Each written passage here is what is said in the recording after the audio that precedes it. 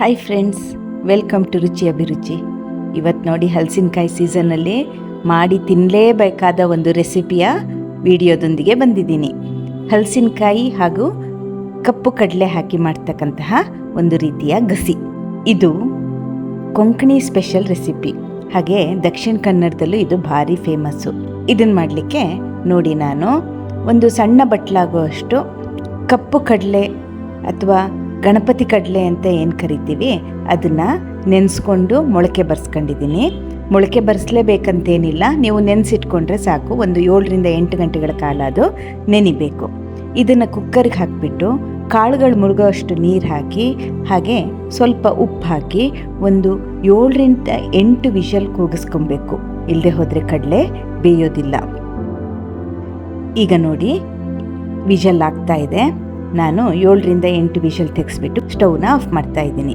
ಈ ಕಡೆ ನೋಡಿ, ಗುಜ್ಜೆ ಅಥವಾ ಹಲಸಿನಕಾಯಿ ಪೀಸಸ್ನ ನಾನು ಅಂಗಡಿಯಿಂದ ತಂದಿದ್ದು, ಊರಿಂದಲ್ಲ. ಇದು ಮಂಗಳೂರು ಸ್ಟೋರಲ್ಲಿ ತಗೊಂಡಿರ್ತಕ್ಕಂಥದ್ದು.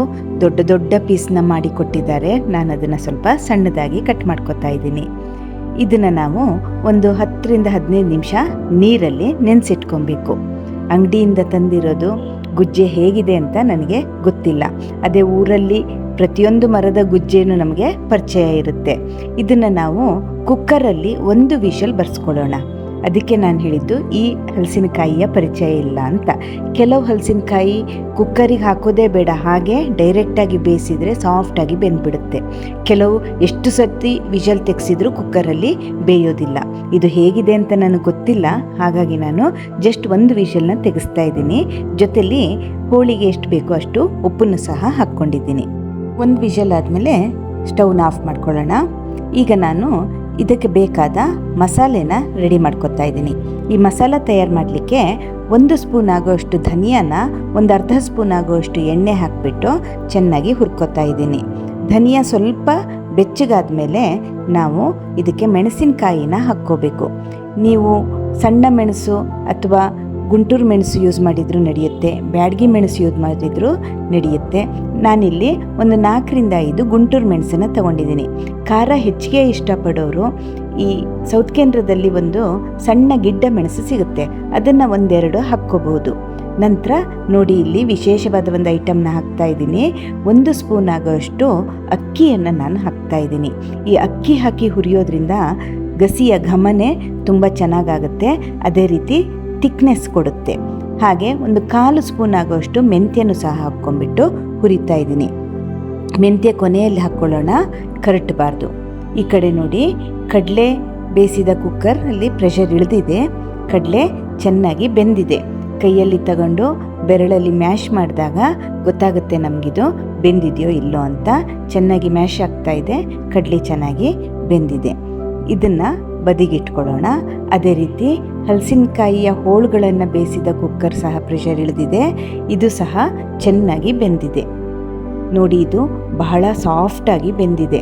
ಕೆಲವು ಹಲಸಿನಕಾಯಿ ಎಷ್ಟು ಕೂಗಿಸಿದ್ರೂ ಬೇಯೋದಿಲ್ಲ. ಇದು ಮೋಸ್ಟ್ಲಿ ಬೆಳವನಕಾಯಿ ಅನಿಸುತ್ತೆ, ಬಹಳ ಮೆತ್ತಗೆ ಬೆಂದಿದೆ. ಈ ಕಡೆ 1 ದೊಡ್ಡ ಕಡಿಯಾಗುವಷ್ಟು ಹಸಿ ತೆಂಗಿನಕಾಯಿ ತುರಿನ ತೆಕ್ಕೊಂಡಿದ್ದೀನಿ.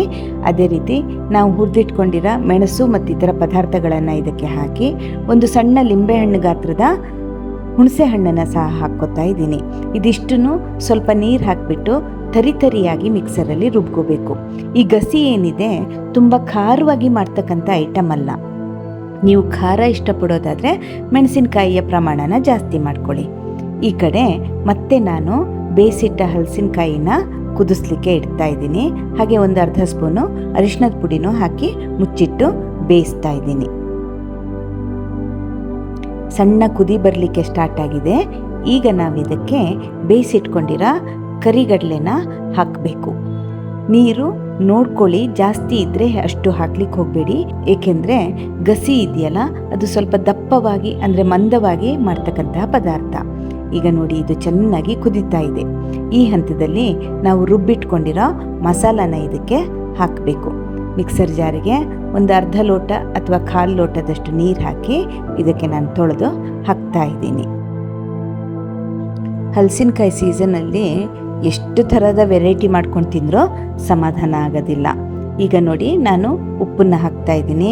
ಕಡಲೆ ಮತ್ತು ಹಲಸಿನಕಾಯಿಗೆ ಬೇಯಿಸ್ಲಿಕ್ಕೆ ಹಾಕಿರ್ತಕ್ಕಂಥ ಉಪ್ಪನ್ನು ಗಮನದಲ್ಲಿಟ್ಕೊಂಡು ರುಚಿಗೆ ಎಷ್ಟು ಬೇಕೋ ಅಷ್ಟು ಉಪ್ಪನ್ನು ನಾವು ಇಲ್ಲಿ ಹಾಕ್ಕೋಬೇಕು. ನಂತರ ಇದು ಚೆನ್ನಾಗಿ ಕುದಿಬೇಕು. ಎಣ್ಣೆ ಬಿಟ್ಕೊಳ್ಳೋ ಅಷ್ಟು ಇದು ಕುದಿಬೇಕಾಗುತ್ತೆ. ಕುದ್ದಷ್ಟು ಹೋಳಿಗೆ ಉಪ್ಪು ಖಾರ ಹುಳಿ ಸರಿಯಾಗಿ ಹೀರ್ಕೊಳ್ಳುತ್ತೆ. ನೋಡಿ ಈಗ ಇದು ಚೆನ್ನಾಗಿ ಬೆಂದಿದೆ. ಈ ಹಲಸಿನಕಾಯಿ ಏನಿದೆ ಸ್ವಲ್ಪ ಬಲ್ತಿತ್ತು, ಇದರಲ್ಲಿ ಬೀಜ ಮೂಡಿಯಾಗಿತ್ತು. ಈ ಬೀಜ ಮೂಡಿದ ಹಲಸಿನಕಾಯಿಯಿಂದ ಗಸಿ ಮಾಡಿದರೆ ತುಂಬ ಚೆನ್ನಾಗಾಗುತ್ತೆ. ಆ ಬೀಜ ಬೆಂದ ಮೇಲೆ ಅದನ್ನು ತಿನ್ನಲಿಕ್ಕೆ ತುಂಬಾ ರುಚಿಯಾಗಿರುತ್ತೆ. ಕೊನೆಯದಾಗಿ ನೋಡಿ ಎಣ್ಣೆ, ಸಾಸಿವೆ, ಕರಿಬೇವು ಹಾಗೂ ಒಣಮೆಣಸು ಇಷ್ಟನ್ನು ಒಗ್ಗರಣೆ ಹಾಕಿಬಿಟ್ಟು ನಾನು ಗಸಿಗೆ ಹಾಕ್ತಾ ಇದ್ದೀನಿ. ಕೊಬ್ಬರಿ ಎಣ್ಣೆಯಲ್ಲೇ ಒಗ್ಗರಣೆ ಹಾಕಿದರೆ ತುಂಬಾ ರುಚಿಯಾಗಿರುತ್ತೆ. ಕೊಬ್ಬರಿ ಎಣ್ಣೆ ನೀವು ಇಷ್ಟಪಡ್ದಿದ್ರೆ ಅಡಿಗೆ ಎಣ್ಣೆ ಯಾವುದಾದ್ರೂ ಯೂಸ್ ಮಾಡಬಹುದು. ನೋಡಿ ರುಚಿಯಾದ ಹಲಸಿನ ಕಡ್ಕೆ ಹಾಗೂ ಕಡಲೆಯ ಗಸಿ ರೆಡಿ ಇದೆ. ನೀವು ಟ್ರೈ ಮಾಡಿ ನಿಮ್ಮ ಅಭಿಪ್ರಾಯನ ಕಾಮೆಂಟ್ ಬಾಕ್ಸಲ್ಲಿ ತಿಳಿಸಿ. Thank you.